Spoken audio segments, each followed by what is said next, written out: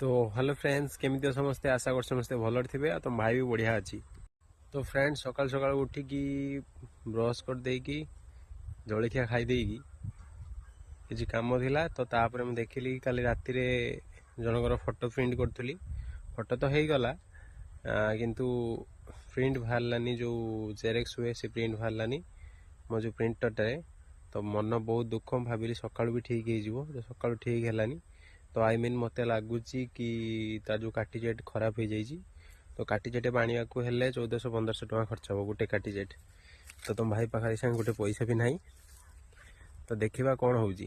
बाकी मु भावुची आउ टिके लगिले कि ट्राए कले कि यूट्यूब रे कि सारा टिप्स एंड ट्रिक्स जो वीडियो आसूची